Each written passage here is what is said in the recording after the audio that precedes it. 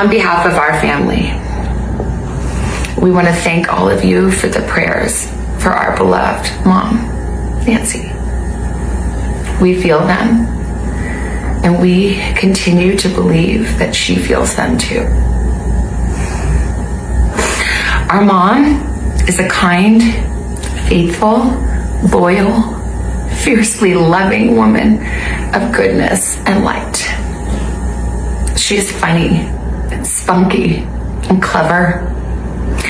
She has grandchildren that adore her and crowd around her and cover her with kisses. She loves fun and adventure.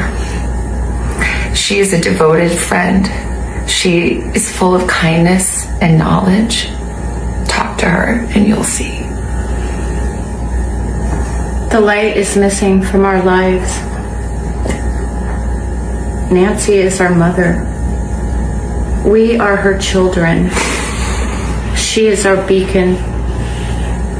She holds fast to joy in all of life's circumstances. She chooses joy day after day, despite having already passed through great trials of pain and grief. We are always going to be merely human, just normal human people who need our mom. Mama, if you're listening, we need you to come home. We miss you. Good evening, everyone. I'm Elizabeth Vargas. We begin tonight with breaking news in Arizona. You are looking at a live shot at Nancy Guthrie's home where there has all of a sudden been a major police presence. Police are roping off the house with crime scene tape, and search dogs and search teams are all on the grounds. This is all happening as the search goes on for the 84-year-old mother of Today Show host Savannah Guthrie is now in its fourth day with still no sign of her, and wild speculation filling the information vacuum. The Pima County Sheriff's Department is shooting down reports that a family member is a prime suspect in the abduction of Nancy Guthrie. A son-in-law under investigation. 3 ransom notes demanding millions, and an 84-year-old woman who vanished from her home in the middle of the night, leaving behind nothing but blood and a missing security camera. The media says her daughter's brother-in-law is the prime suspect. Law enforcement says that's a lie. Ransom notes arrive at news stations with insider details only the abductor would know, but investigators insist this was never about money. This 84-year-old woman is the mother of popular Today Show anchor Savannah Guthrie. Since her mother's disappearance, Savannah hasn't been at work. She's desperately seeking the assistance of the public and investigators to help find her mother. So what really happened to Nancy Guthrie? Hello, Crime Trail family. Welcome back to the channel. We're glad to have you here. If you are new here, welcome. Quickly hit the subscribe button to join in on the conversation. Also, share and like this video to keep cases like this alive. All right, let's get into it. Nancy Guthrie was 84 years old, a widow who'd been living alone since her husband Charles passed away back in 1988. She raised 3 children on her own in Tucson, Arizona, including her youngest daughter, Savannah, who went on to become one of the most recognizable faces on American morning television. But Nancy never chased the spotlight. While her daughter sat across from presidents and celebrities every morning on national TV, Nancy stayed in her quiet Catalina Foothills neighborhood, an affluent area where retirees live out their golden years in peace. Big properties separated by desert landscape and thick cholla cactus. No streetlights cutting through the darkness, the kind of place where neighbors respect each other's privacy but still look out for one another. Nancy had her routines. Every Sunday, without fail, she attended St. Philip's in the Hills Episcopal Church. It was as much a part of her life as breathing. Friends could set their watches by her attendance. If Nancy wasn't at church, something was wrong. Her health wasn't perfect, but her mind was razor sharp. She had a pacemaker for cardiac issues, high blood pressure. Her mobility was limited. She couldn't walk more than 50 yards without assistance. And she required daily medication that, according to authorities, could kill her if she went more than 24 hours without it. But mentally, Sheriff Chris Nanos described her as sharp as a tack.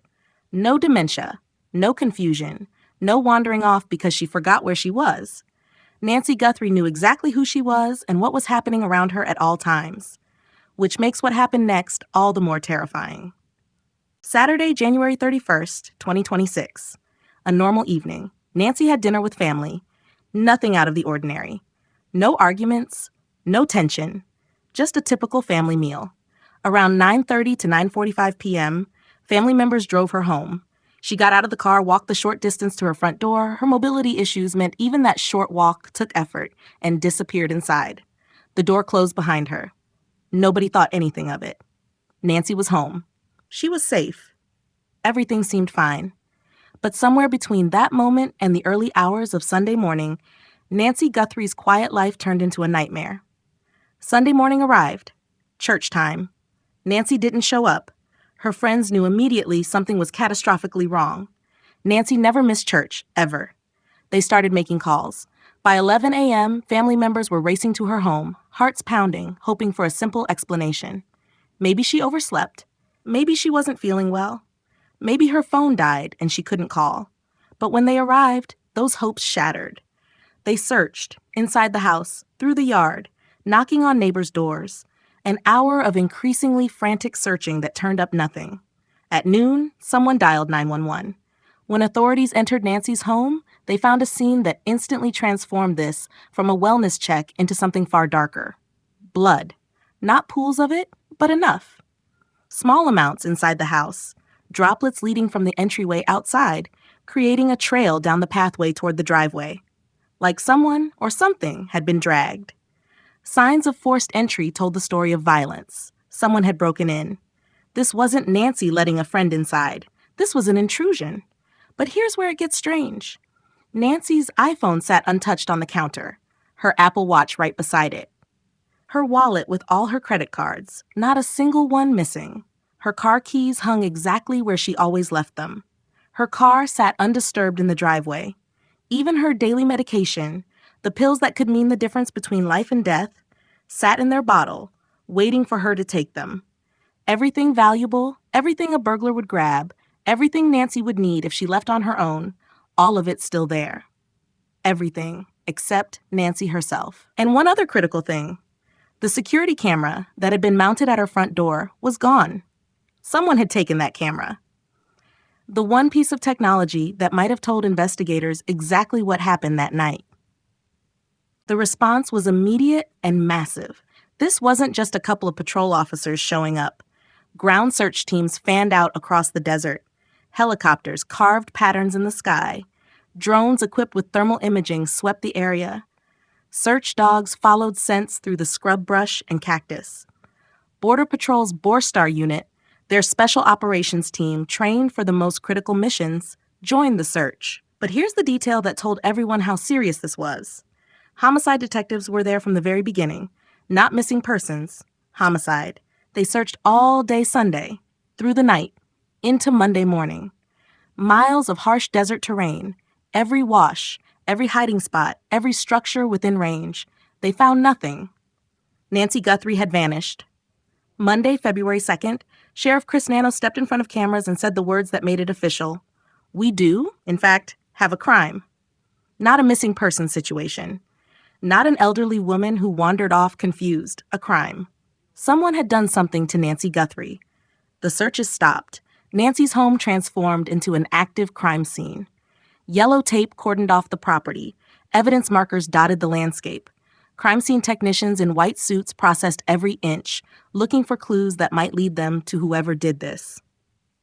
According to the Pima County Sheriff's Department, over 100 detectives were pulled into this investigation. Think about that number. Most cases get a handful of investigators. This got an army. The FBI didn't just offer assistance, they became fully engaged. Agents from across Arizona converged on Tucson, bringing with them resources that local departments don't typically have access to. Investigators started building a timeline, and technology became their best witness. Nancy's pacemaker had been automatically syncing with her iPhone, sending health data via Bluetooth. At 2 a.m. Sunday morning, it sent its last signal. After that, silence. The digital connection between Nancy's heart and her phone went dead. This gave investigators a window, sometime between 9:45 p.m. Saturday, when Nancy walked through her front door, and 2 a.m. Sunday, when her pacemaker stopped transmitting. Someone had taken her. According to the sheriff's department, 41 cell towers sit within 3 miles of Nancy's home. The FBI began the painstaking work of analyzing data from every single tower, tracking every phone that pinged during those critical hours, every device, every signal, every digital footprint. Over 200 automatic license plate readers scattered throughout Greater Tucson started yielding data. Every vehicle that entered or left the Catalina Foothills neighborhood was being traced. Every plate, every timestamp, every route. The sheriff's department put out urgent calls to neighbors. Check your security cameras, your Ring doorbells, any footage from Saturday night into Sunday morning.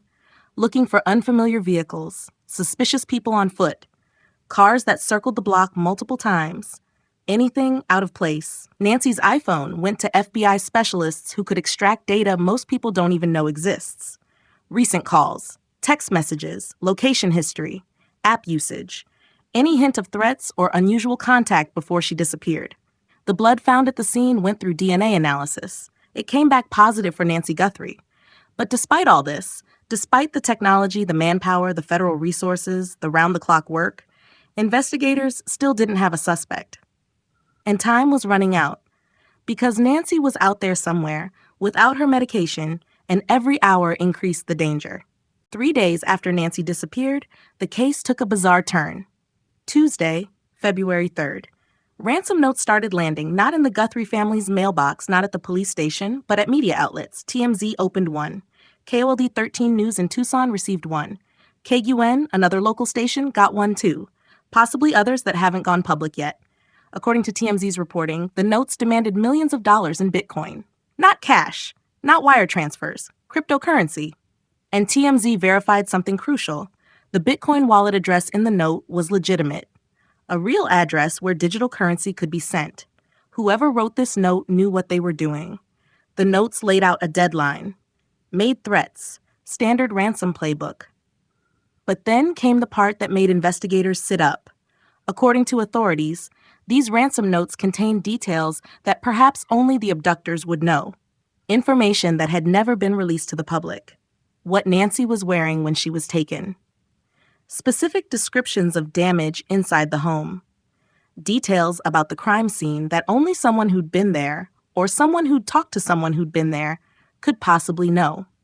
This wasn't some opportunist reading news articles and trying to cash in. Whoever wrote these notes had insider knowledge. Either they were directly involved in Nancy's disappearance, or they had access to someone who was. So it should be simple, right? Ransom notes with insider details equals kidnapping for money. Case closed on the motive. Except the Pima County Sheriff's Department threw cold water on that theory. Despite the notes, despite the millions demanded, despite the Bitcoin wallet and the deadline and the threats and the insider knowledge, authorities say they don't believe this was ever about ransom. According to law enforcement, they're aware of the ransom notes. Everything that comes in goes straight to detectives who are coordinating with the FBI. The FBI reviewed the notes personally, and a move that shows remarkable sensitivity, shared them with Savannah Guthrie before the media got hold of them. Can you imagine finding out through a TMZ headline that someone's demanding millions for your mother's life? But here's the kicker. Law enforcement has not confirmed the notes are authentic. When Sheriff Nanos was asked directly if they're dismissing the ransom notes as hoaxes, he said, absolutely not. They're treating them as evidence, taking them seriously, following every lead, but they're also not confirming they're real. So the contradiction sits there, impossible to reconcile. Ransom notes exist with insider information and multi-million-dollar demands, but the investigation isn't treating this as a kidnapping for ransom case. Which begs the obvious question. If this isn't about money, what then is it about? Why would someone take an 84-year-old woman with serious health issues who needs daily medication just to stay alive? What's the end game here? What's the motive that makes investigators so certain this isn't about a payday? On February 3rd, journalist Ashley Banfield dropped what sounded like a major break in the case. On her podcast, Banfield reported that according to a law enforcement source, Tommaso Cioni, married to Savannah Guthrie's sister Annie, had been identified as a possible suspect. Not just a person of interest, a suspect, being looked at heavily by investigators. She also reported that a car belonging to Annie Guthrie had been towed by authorities. The story exploded. Media outlets picked it up. Social media went into overdrive. The brother-in-law suddenly became the focus of intense public scrutiny. People started digging into his background, analyzing his social media, building theories about motive and opportunity. For a few hours, it seemed like the case might be close to breaking wide open. Then the Pima County Sheriff's Department issued a statement that killed the speculation dead. According to their official statement, at this point, investigators have not identified a suspect or person of interest in this case. While we appreciate the public's concern, the sharing of unverified accusations or false information is irresponsible and does not assist the investigation. They didn't hedge. They didn't say, no comment. They didn't dance around it. They flat out called the reports irresponsible and stated unequivocally that no suspect had been identified. So what's the real story here? Annie Guthrie, Savannah's sister, was one of the family members at that Saturday night dinner with Nancy. She was in the car that drove Nancy home. She watched her mother walk safely through the front door around 9:45 p.m.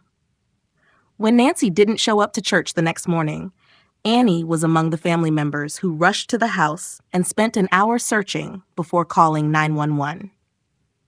According to standard investigative procedure, the last people to see someone are always questioned extensively.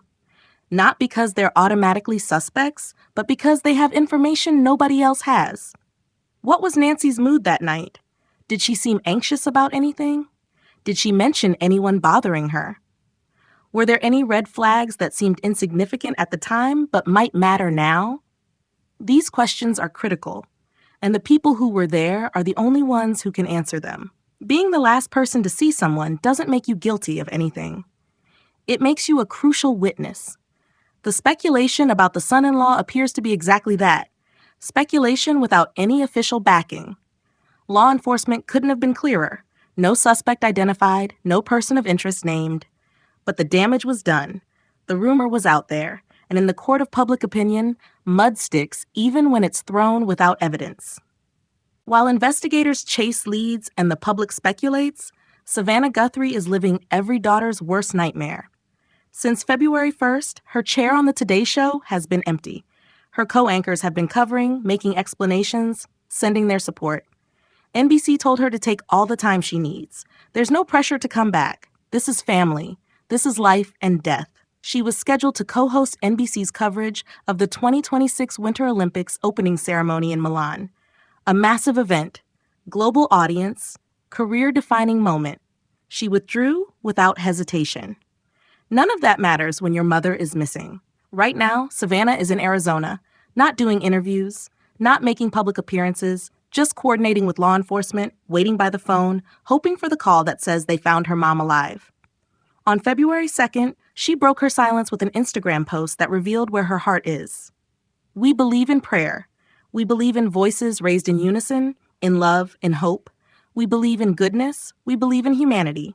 Above all, we believe in Him. Thank you for lifting your prayers with ours for our beloved mom, our dearest Nancy, a woman of deep conviction, a good and faithful servant. Raise your prayers with us and believe with us that she will be lifted by them in this very moment. We need you. Bring her home. Because somewhere in Savannah's heart, she believes her mother is still alive, still waiting, still hoping someone will rescue her. According to Page 6, Savannah's husband, Michael Feldman, said they have nothing new to report and described their efforts as just being responsive while feeling mostly unhelpful. That word, unhelpful, captures the torture of this situation. When someone you love is in danger and there's nothing you can do except wait and pray and hope. On February 4th, St. Philip's in the Hills Episcopal Church, the church where Nancy never missed a Sunday, held a candlelight vigil. According to local news coverage, the community gathered at 6 p.m. People who'd sat next to Nancy in the pews for years. People who'd never met her, but felt compelled to show support. They prayed together, held candles against the darkness, sang hymns, created light in the middle of this nightmare. Even the White House got involved. President Donald Trump addressed Nancy's disappearance during a bill signing on February 3rd. According to press coverage, he called it a terrible thing. The White House social media account posted, "Our prayers are with the Guthrie family as we hope for Nancy's safe return home." This case has attention at every level: local, state, federal, presidential. The resources being deployed are extraordinary. But none of it matters if they can't find Nancy in time. As of February 5th, 2026, Nancy Guthrie has been missing for 5 days. 5 days without her medication. Do the math. She's gone 120 hours without those pills. 5 times past the critical 24-hour window. Nancy has a pacemaker keeping her heart beating properly, cardiac issues that require constant management, high blood pressure that needs medication to control. She's 84 years old. Even in perfect conditions with all her medication and medical care, her body is fragile. Now add the stress of whatever she's experiencing, the fear, the physical trauma of being taken, possibly being restrained, possibly being kept in conditions that are cold, uncomfortable, terrifying. According to Sheriff Nanos, time is of the essence. It's not just a soundbite for the cameras. It's the brutal reality of a life hanging in the balance. For investigators, this creates crushing pressure. Every lead needs to be followed faster. Cell tower data analyzed quicker. License plate readers searched more thoroughly. The ransom notes verified or debunked with urgency. Because if Nancy is still alive, and that's the hope everyone is clinging to, every hour could be the difference between rescue and tragedy. A press briefing was scheduled for February 5th at 11 a.m. Mountain Standard Time. Whether it brings new information or just confirms the investigation is ongoing, the public is desperate for answers. The questions haunting this case refuse to go away. Where is Nancy Guthrie? Is she still alive? Who took her and why? Are the ransom notes legitimate or an elaborate misdirection? What happened during those hours between when she walked through her front door and when her pacemaker stopped sending signals? Nancy Guthrie is more than a headline. She's not just the mother of a TV anchor. She's a real person with a real life who doesn't deserve whatever hell she's experiencing right now. She's a mother who raised 3 kids on her own after her husband died, a grandmother who lights up when her grandchildren visit, a woman of deep faith who never missed Sunday church, someone who treated her staff like family and waved at neighbors during her daily routine. This case has brought national attention because of the Savannah Guthrie connection. So what's really happening here? What motive makes sense if it's not about ransom? Why take someone so vulnerable, someone who physically can't go far on her own, someone who needs medication to survive? Is this personal? Does someone have a vendetta against Nancy or the Guthrie family that runs so deep they do this? Is it about Savannah's fame? Not for money, but for attention? For making some kind of twisted statement? Or is this something nobody's even considered yet? Some motive that won't make sense until investigators figure out who's responsible? The investigation continues. The FBI remains fully engaged. Technology is being deployed at every level. Resources are committed. The public is watching and waiting. And somewhere the Guthrie family sits in agony, hoping and praying that Nancy is still alive, that she's holding on, that someone will find her before it's too late. What do you think about this case? Does the ransom angle make sense? Or is it misdirection? Do you think law enforcement knows more than they're saying publicly? Drop your thoughts in the comments below. We read every single one, and your insights matter. Subscribe to Crime Trail. Hit that notification bell so you don't miss any updates. Share this video to help keep Nancy's story in the public eye. Every share, every comment, every bit of engagement helps keep these cases alive and increases the chance that the right person sees it and comes forward with information. Thanks for watching. We'll see you in the next one.